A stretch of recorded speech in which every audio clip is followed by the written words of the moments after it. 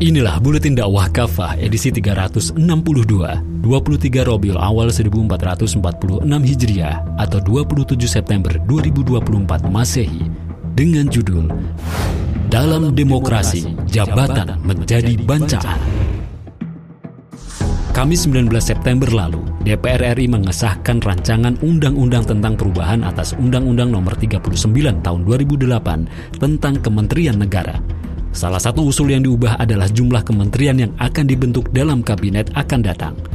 Lewat perubahan ini, kepala negara baru yang akan dilantik pada 20 Oktober nanti bebas membuat kementerian tanpa ada batasan. Cacat etika.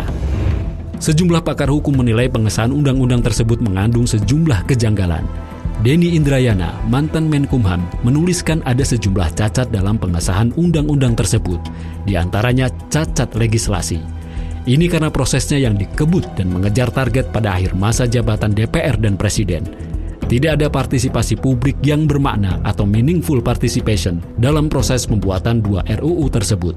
Padahal sudah jelas, MK membatalkan Undang-Undang Ciptaker karena tidak adanya partisipasi yang bermakna tersebut. Mantan Menkumham itu juga menyebut tindakan DPR ini sebagai cacat etika bernegara. Mestinya, pada akhir-akhir masa jabatan, Presiden dan DPR tidak lagi layak menghasilkan keputusan-keputusan strategis yang berdampak luas dalam kehidupan berbangsa. Apalagi prosesnya sangat elitis, mengabaikan masukan dan kepentingan publik yang lebih luas. Jumlah jajaran menteri yang membengkak dalam kabinet juga berpeluang menjadi cara Presiden terpilih untuk membalas budi kepada partai-partai dan pihak-pihak yang membantu kemenangannya dalam Pilpres. Seperti sudah menjadi tradisi dalam sistem demokrasi, pembentukan kabinet oleh presiden terpilih menjadi ajang bancaan alias bagi-bagi kekuasaan di antara para anggota koalisi dan para pendukungnya. Memang presiden terpilih Prabowo Subianto merencanakan pembentukan zakon kabinet, yaitu kabinet yang diisi oleh kalangan profesional. Namun, sejarah menunjukkan bahwa kabinet seperti itu hanya terjadi beberapa kali.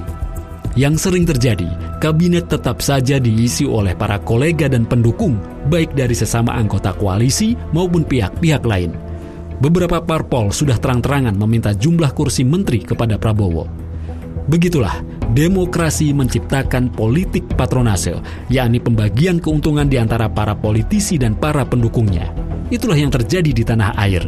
Penguasa membagi-bagikan kue kekuasaan kepada para pendukungnya seperti jabatan menteri atau komisaris BUMN tanpa mempertimbangkan lagi kapasitas dan kompetensi. Di antara dampaknya, berbagai BUMN terus merugi bahkan terancam bangkrut. Pada tahun 2022, Menteri BUMN Erick Thohir mengungkapkan utang BUMN mencapai 1.640 triliun rupiah, bahkan sampai ada BUMN yang terjerat pinjol. Bancaan kekuasaan ini juga membuka peluang besar terjadinya korupsi. Sebabnya, banyak proyek di pemerintahan akhirnya dikuasai oleh golongan tertentu untuk kepentingan kelompoknya sendiri. Pengawasan dan penindakan pun menjadi sulit untuk dilakukan karena terjadi konflik kepentingan di antara legislatif, eksekutif, bahkan yudikatif. Terbukti dalam sistem demokrasi, kekuasaan bukanlah di tangan rakyat, tetapi di tangan segelintir elit penguasa dan partai politik.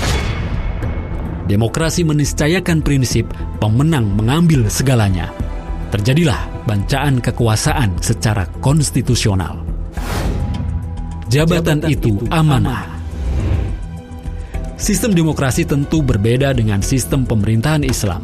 Dalam Islam, Nabi Muhammad SAW memberikan contoh dengan tidak memberikan kekuasaan atau jabatan kepada orang yang berambisi atas kekuasaan tersebut. Beliau bersabda, "Kami, demi Allah, tidak akan mengangkat atas tugas atau jabatan ini kepada seorang pun yang memintanya dan yang berambisi terhadapnya." Hadis riwayat Muslim. Abu Bakar At-Tartusi dalam Siraj Al-Muluk menjelaskan, rahasia di balik semua ini adalah bahwa kekuasaan atau jabatan adalah amanah. Berambisi atas amanah kekuasaan adalah salah satu bukti dari sikap khianat. Jika seseorang yang khianat diberi amanah, maka itu seperti meminta serigala untuk mengembalakan domba. Agar kekuasaan menjadi berkah bagi umat, ada sejumlah tuntunan bagi kaum muslim di dalamnya. Pertama, Islam mengingatkan bahwa jabatan adalah amanah yang kelak akan menjadi kehinaan bagi orang yang menelantarkannya. Nabi SAW menasihati Abu Dzar radhiyallahu an ketika ia meminta suatu jabatan. "Wahai Abu Dzar, sungguh engkau adalah orang yang lemah. Kekuasaan itu adalah amanah dan kekuasaan tersebut pada hari kiamat akan menjadi kehinaan dan penyesalan, kecuali bagi orang yang mendapatkan kekuasaan tersebut dengan hak dan melaksanakan kewajibannya pada kekuasaannya itu.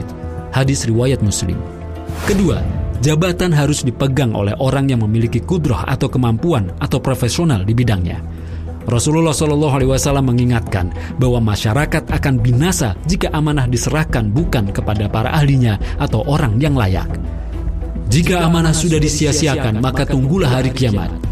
Ada sahabat bertanya, bagaimana amanah itu disia-siakan? Nabi SAW menjawab, jika suatu urusan atau amanah diserahkan bukan kepada ahlinya, maka tunggulah hari kiamat. Hadis riwayat Al-Bukhari. Selain soal kapabilitas, Rasulullah SAW juga menyebutkan ciri-ciri pemimpin yang mendapatkan kebaikan dan pertolongan Allah, yakni yang dikelilingi oleh para pembantu yang sidik. Mereka adalah orang-orang yang jujur dan berpegang pada kebenaran Islam. Sebaliknya, jika Allah menghendaki keburukan pada seorang pemimpin, maka pemimpin tersebut akan dikelilingi oleh para pembantu yang jahat. Sabda beliau, jika Allah menghendaki kebaikan untuk pemimpin, Dia menjadikan untuk dirinya seorang pembantu yang jujur. Jika dia lupa, pembantunya itu mengingatkan dirinya. Jika dia ingat, pembantunya itu menolong dirinya. Jika Allah menghendaki selain itu, Dia menjadikan untuk dirinya pembantu yang jahat. Jika dia lupa, pembantunya itu tidak mengingatkan dirinya. Jika dia ingat, pembantunya itu tidak menolong dirinya. Hadis riwayat Abu Daud. Ketiga, Islam menjadikan jabatan di tangan penguasa adalah untuk mengurus rakyat, bukan untuk menipu mereka dan mencari keuntungan untuk dirinya dan golongannya semata. Nabi SAW bersabda, imam atau kepala negara itu adalah pengurus rakyat dan dia bertanggung jawab atas rakyatnya. Hadis riwayat Bukhari dan Muslim.